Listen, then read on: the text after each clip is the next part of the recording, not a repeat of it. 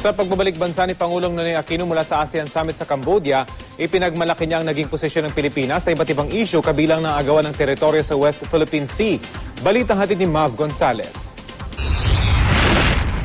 Gusto lang David and Goliath po talaga ang harapan, ngunit nanindigan tayo. Dahil kung hindi tayo maninindigan, sino pa nga ba ang ating aasahan?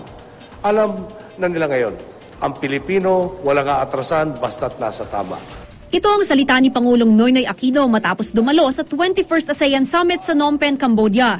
Kagabi, nakabalik na sa bansa ang 54-person delegation na sinalubong ng mga miyembro ng gabinete. Ipinagmalaki ng Pangulo na naipahayag niya sa summit ang posisyon ng Pilipinas sa iba't ibang issue.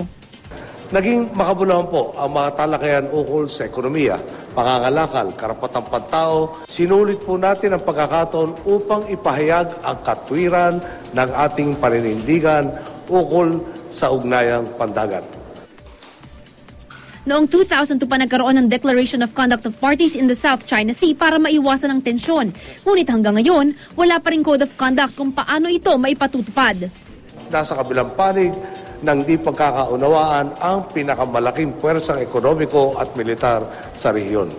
Ngayon, dumami na ang mga tinig na nagsasabing kailangan ng simulan ang formal na usapan ukol sa Code of Conduct upang maiwasan ang tensyon sa kinabukasan.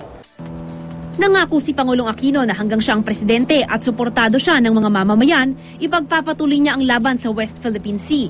Bukod sa 10 miyembrong bansa ng ASEAN, sumali rin sa summit ang China, Japan, India at South Korea. Dumalo rin sa summit si US President Barack Obama at ayon sa kanya, walang papanigan ng Amerika ni isa sa mga bansang umaangkin ng West Philippine Sea. Mav Gonzalez, GMA News.